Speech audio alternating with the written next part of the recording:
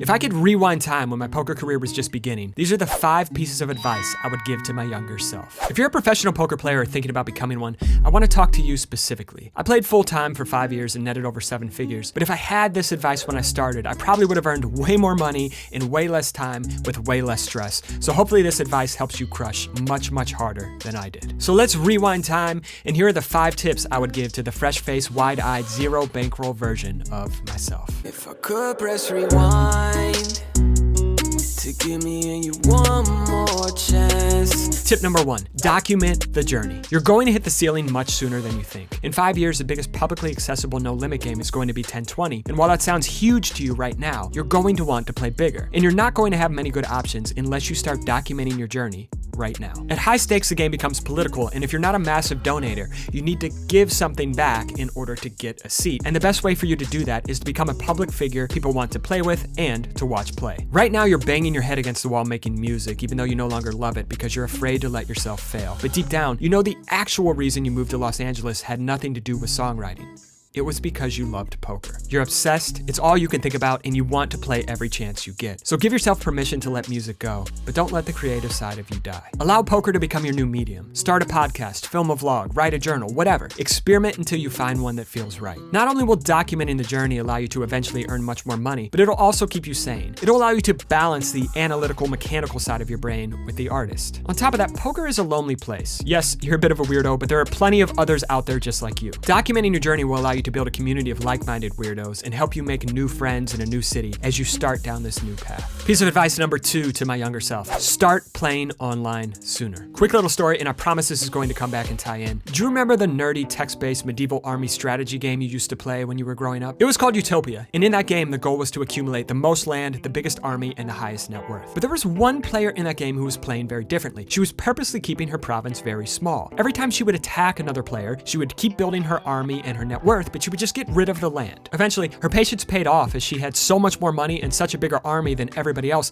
that no one could compete, and then and only then did she start taking everybody else's land. How does this relate? If this is going to be your career, play the long game. Online poker won't make you rich, but it'll allow you to accumulate the resources to come back to live poker and make exponentially more money down the road. Build the army, build the gold, and the land will come with time. Tip number 3, hold yourself accountable. In 2012, you finally started gaining real traction in music, and think back to what happened. You made a deal with Zucks, your producer. You were going to put out a new song or video twice a month, every month, no matter what. And it worked. You started touring, you started making money, people started buying your songs on iTunes. Remember when that was a thing? The point is, you started having success once you started holding yourself accountable, and if you can do the same thing in poker, you will make a ton of money. You've always called yourself a lazy person, but by doing so, you're just reinforcing a self-fulfilling prophecy. You can develop a work ethic. Trust me, you just have to start doing the work. Here's what I recommend. Set yearly goals and set weekly goals. The weekly goals are the most important for now. This is the grunt work that needs to get done every single week if you want to win. It's showing up at the gym every day and doing set after set after set, and then finally, when you feel you can barely stand and you're on the verge of failure,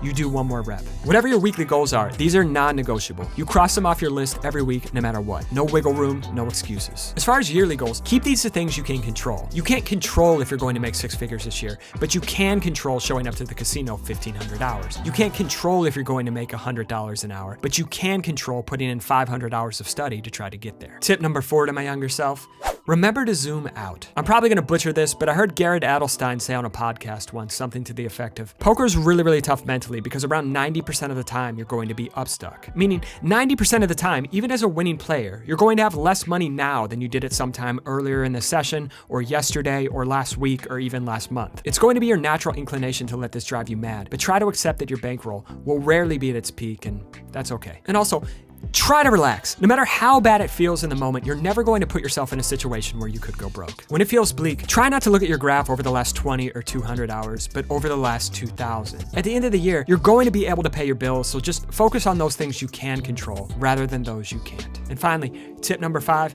put less pressure on yourself. You don't know it now, but you're gonna make more money playing poker full-time next year than you've ever made in your entire life. Then, in your second year, after moving up stakes, you're gonna go on a downswing that sends you completely spiraling into the abyss and makes you wanna give it all up forever.